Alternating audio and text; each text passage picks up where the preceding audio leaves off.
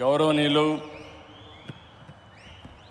మనందరి ప్రియతమ ప్రధానమంత్రి శ్రీ నరేంద్ర మోడీ గారు, గౌరవనీయులు మన రాష్ట్ర గవర్నర్ అబ్దుల్ నజీర్ గారు, మిత్రుడు ఎప్పుడు కూడా ఒకటే ఆలోచిస్తారు, ఈ రాష్ట్రాన్ని అభివృద్ధి చేయడంలో నేను ముందుంటానని అన్ని విధాలా సహకరిస్తున్నటువంటి జనసేన అధినేత పవన్ కళ్యాణ్ గారు,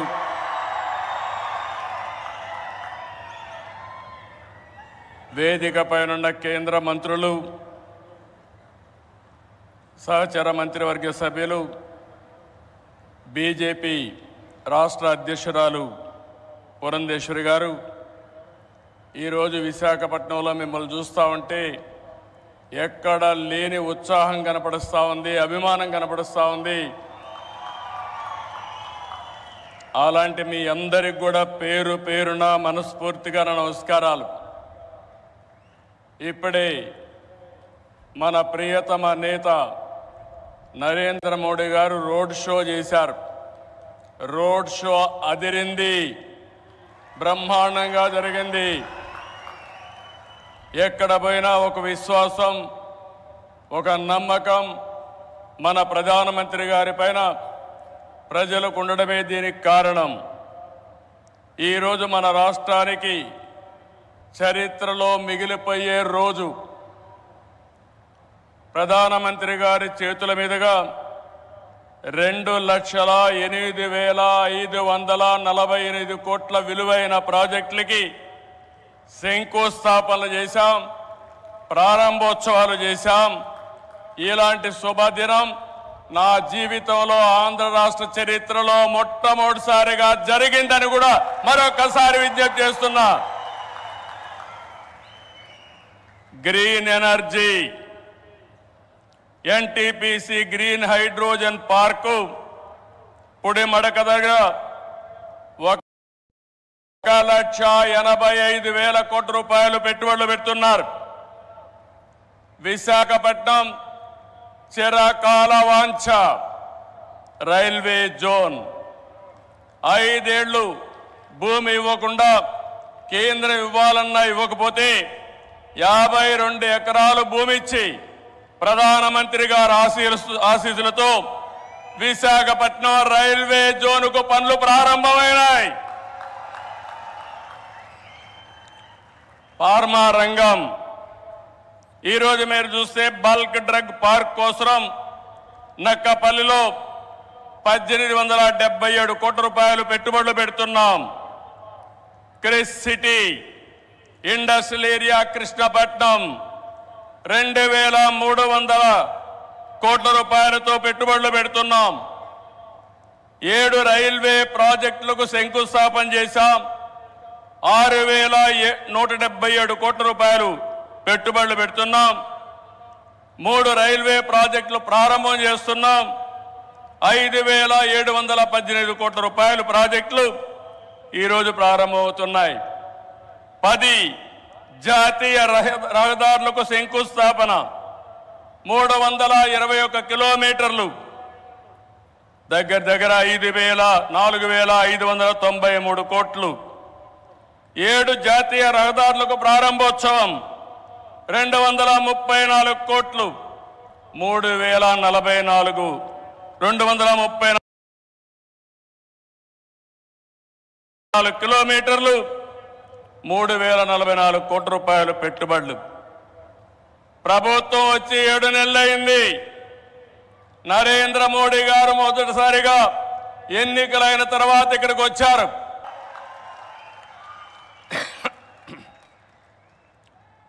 మొన్న ఎన్నికల్లో చూశారు, ఎన్డీఏ కూటమి మన రాష్ట్రంలో. నరేంద్ర మోడీ గారు, మన మిత్రుడు పవన్ కళ్యాణ్ గారు, నేను కలిశాం. రాష్ట్ర చరిత్రలో 40 సంవత్సరాలుగా రాజకీయాల్లో ఉన్నాను. ఎప్పుడు కూడా ఇంత పెద్ద ఎత్తున గెలవలేదు. 93% స్ట్రైక్ రేట్, 57% ఓట్లేశారు.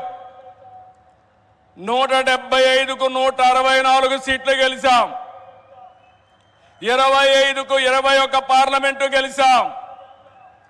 ఈరోజు మిమ్మల్ని చూస్తే భవిష్యత్తులో కూడా ఎప్పుడు ఈ కాంబినేషన్ ఆంధ్రప్రదేశ్లో ఉంటుంది. నరేంద్ర మోడీ గారు దేశ రాజకీయాల్లో ప్రధానమంత్రిగా ఉంటారని చెప్పి కూడా నేను మీకు తెలియజేస్తున్నా. మొన్ననే మన ఎన్నికలు అయిన తర్వాత హర్యానాలో ఎన్నికలు జరిగాయి, మహారాష్ట్రలో ఎన్నికలు జరిగాయి. 2 ఎన్నికల్లో తిరుగులేని మెజార్టీతో ఎన్డీఏ గెలిచారు. అది నరేంద్ర మోడీకి ఉండే చారిస్మా అని చెప్పి నేను మీకు తెలియజేస్తున్నా. రేపు ఢిల్లీ వస్తా ఉంది, రాసి పెట్టుకోండి. గెలవబోయేది ఎన్డీఏ. దానికి కారణం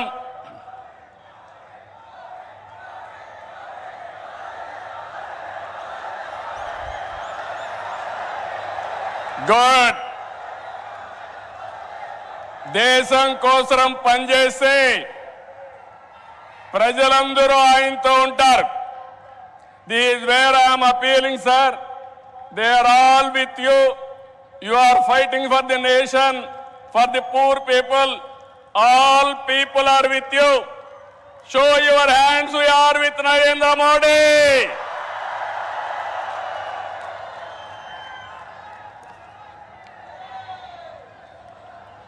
ఈ రోజు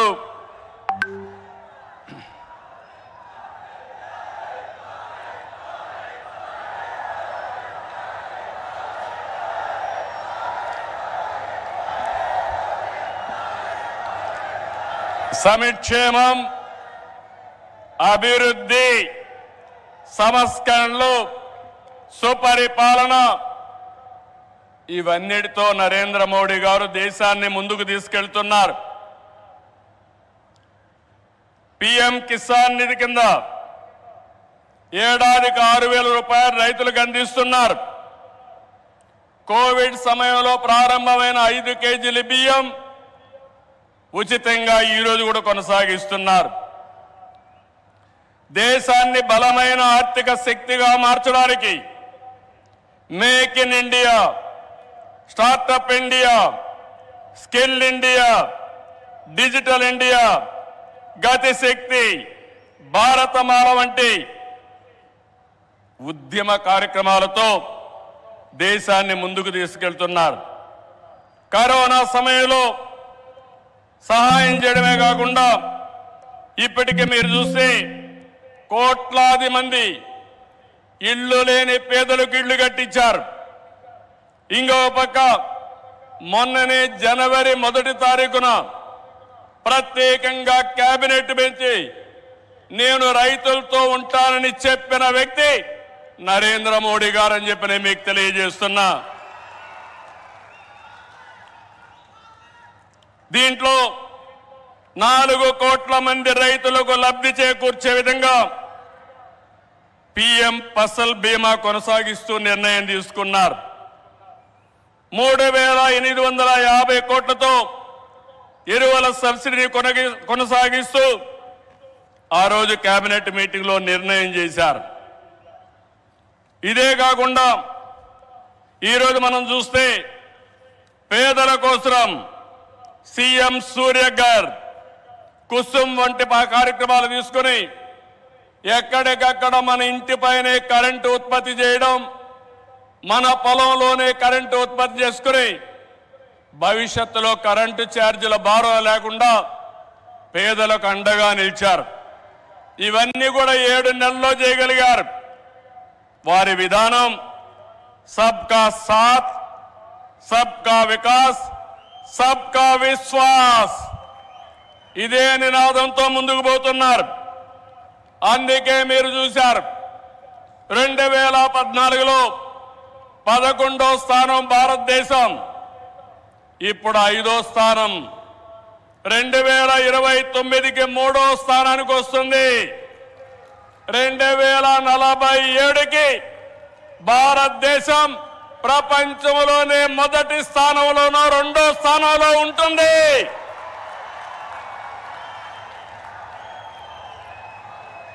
ఇది ఏరే వాళ్ళకు సాధ్యం కాదు, ఒక్క నరేంద్ర మోడీ గారికే సాధ్యం.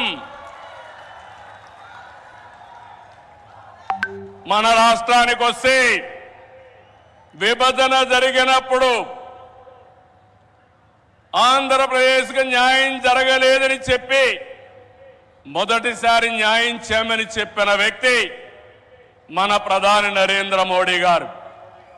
విభజన జరిగిన తర్వాత పోలవరం ప్రాజెక్టు కోసం ఇది పూర్తి కావాలంటే 7 మండలాలు ఆంధ్రప్రదేశ్కి ఇవ్వాలని 7 మండలాలు ఇచ్చిన తర్వాత పార్లమెంటు సమావేశాలు పెట్టించిన వ్యక్తి నరేంద్ర మోడీ గారని చెప్పి నేను మీకు తెలియజేస్తున్నా.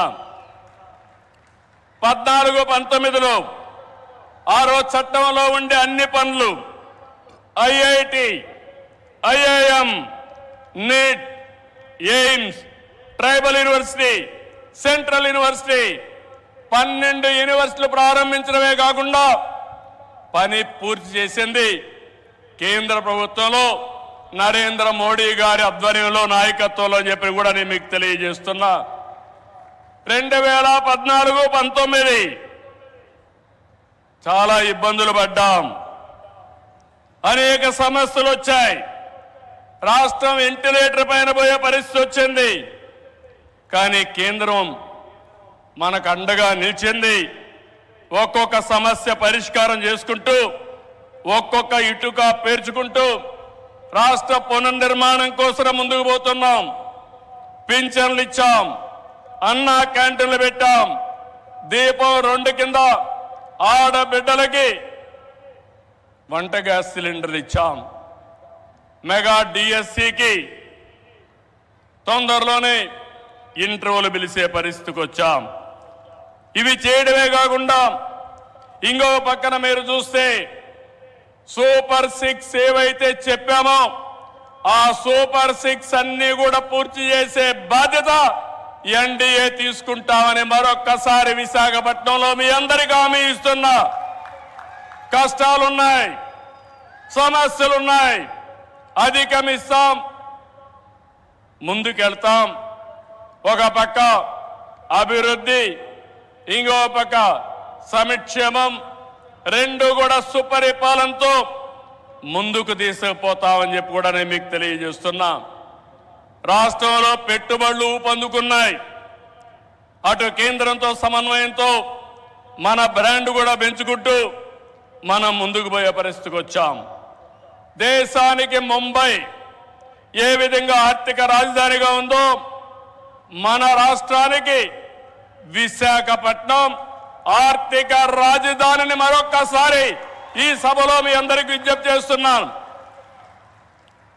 ఒక ఇన్ఫర్మేషన్ టెక్నాలజీ, ఒక ఫార్మా పరిశ్రమలు, ఒక టూరిజం ఏ విధంగా ప్రమోట్ చేశారంటే నరేంద్ర మోడీ గారు అరకు కాఫీని అనునిత్యం ప్రమోట్ చేశారు.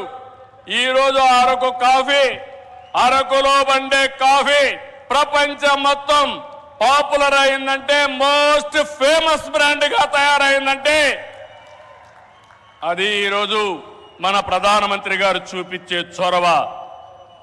ఇక్కడ నేను ఒకే విషయం మీకు చెప్తున్నాను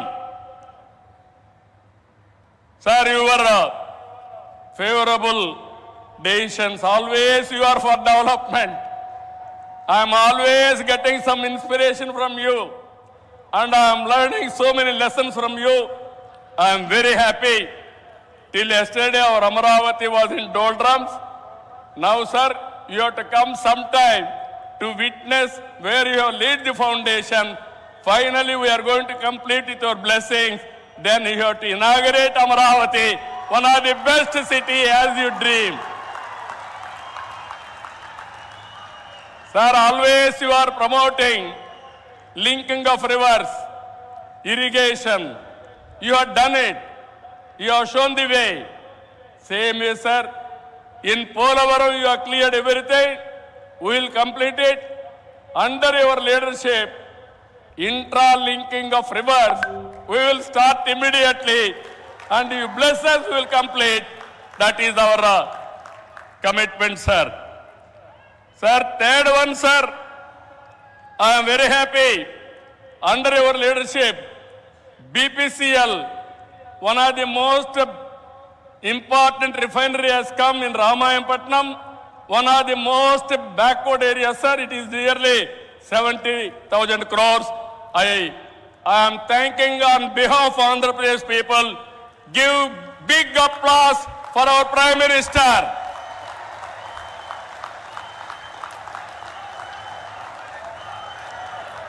Sir,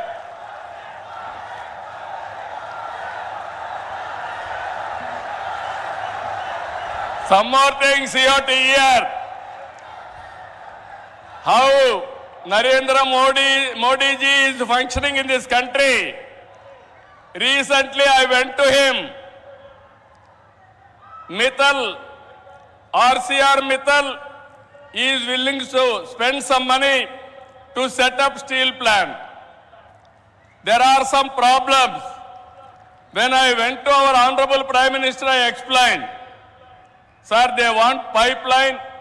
They wanted to get iron ore through slurry. This is what they are requesting. That is what I told them.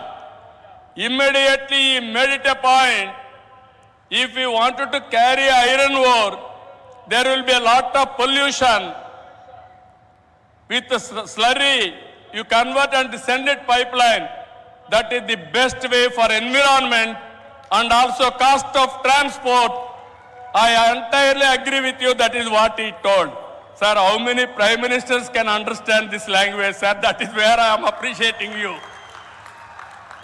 Another thing, when Google had made a proposal to come to Visakhapatnam, I met the Honorable Prime Minister. They asked me one thing. We were willing to come to India. There is a taxation. If your government will enhance tax in future, how we are going to face it? I raised that question to Honorable Prime Minister. He answered me, if you do that type of decision changing policy, nobody will come to India. I am with you. You go ahead.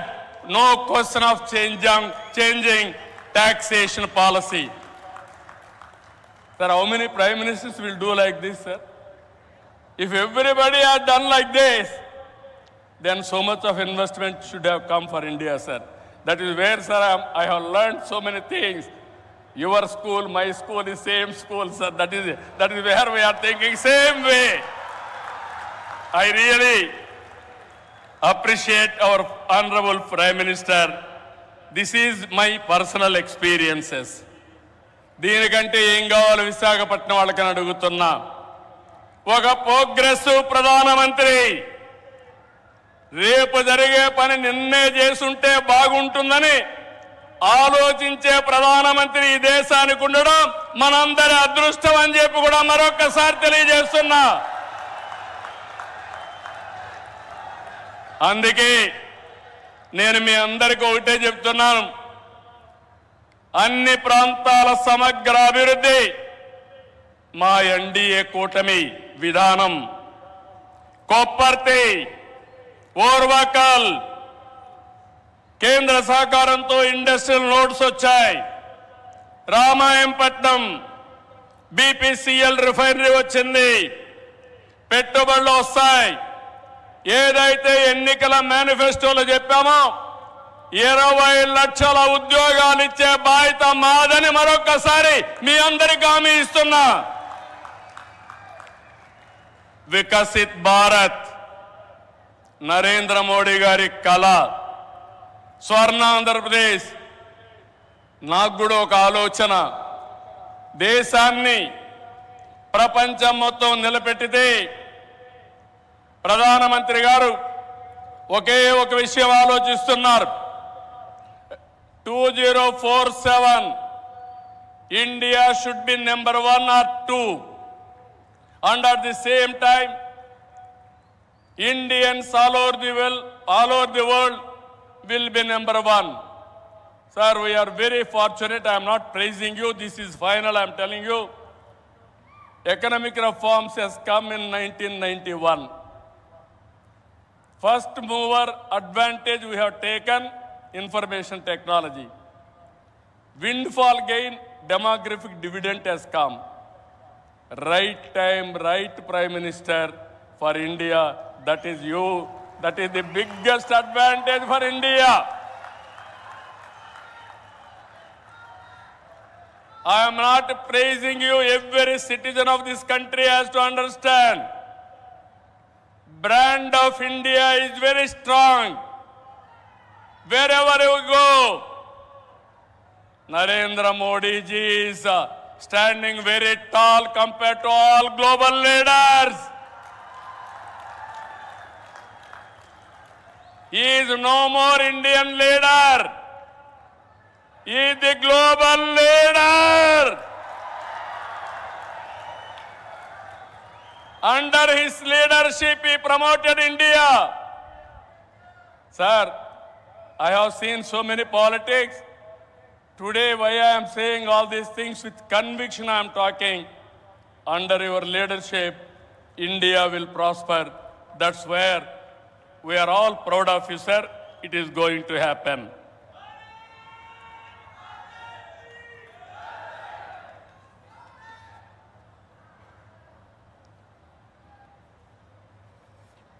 ఇవన్నీ కూడా మీరు చూసిన తర్వాత నేను ఒకటే మీ అందరికీ కోరుతున్నా, ఇవన్నీ నెరవేరాయంటే మంచి చేసే ప్రభుత్వాన్ని కొనసాగించాలి. మధ్యలో వచ్చే విధ్వంస పాలకులతో లక్ష్యాలు చేరుకోలేము. ప్రజలు కంటిన్యూగా సపోర్ట్ చేసి ఎలాంటి సుపరిపాలన ఇవ్వగలుగుతామో నిరూపించిన వ్యక్తి నరేంద్ర మోడీ గారని చెప్పి నేను మీకు తెలియజేస్తున్నా. మూడోసారి గెలిచారు. నా ఉద్దేశం ప్రజల్లో ఒక చైతన్యం రావాలి. నేను ఇప్పుడు వస్తా ఉంటే స్వర్ణ Andhra Pradesh, our honourable prime minister is referring to me. You have introduced Swarna Andhra Pradesh. Go to universities, educate our students, continuously you take it as a campaign mode, then only you will succeed. Andhra Pradesh will become 2047 Swarna Andhra Pradesh. That is what he is telling to me. That is how ఆయన పనిచేస్తూ వచ్చాడు. ఈరోజు అందుకని నేను మిమ్మల్ని ఒకటే కోరుతున్నాం, NDA బలంగా ఉంటే భారతదేశం బలంగా ఉంటుంది. ఇక్కడ కూటమి ప్రభుత్వం బలంగా ఉంటే ఆంధ్ర రాష్ట్రం బలంగా ఉంటుంది. డబల్ ఇంజన్ సర్కార్, డబల్ డిజిట్ గ్రోత్ అంటే కేంద్రం రాష్ట్రం ఇద్దరం కలిసి పనిచేస్తే, రెండు ప్రభుత్వాలు ఒకటిగా ఉంటే రెండంకెల అభివృద్ధి సాధ్యం. అప్పుడే పేదరిక నిర్మూలన సాధ్యం. పేదరిక నిర్మూలన, ఈ దేశ అభివృద్ధి నరేంద్ర మోడీ గారు దేశమంతా చేసి, ఈ ఆంధ్ర రాష్ట్రంలో మా కూటమి తరఫున మీ అందరికీ హామీ ఇస్తున్నా, జీరో పావర్టీ, ఆర్థిక అసమానతలు తగ్గించే విధానానికి ముందుకు పోతామని మరొక్కసారి తెలియజేసుకుంటూ, అందులో భాగంగానే ఇది మొదటి అడుగు, మంచి అడుగు. ఇక్కడి నుంచి అన్ని జయాలే తప్ప అపజయం అంటూ ఉండదని మీ అందరికీ హామీ ఇస్తూ అందరికీ నమస్కారాలు. జై హింద్.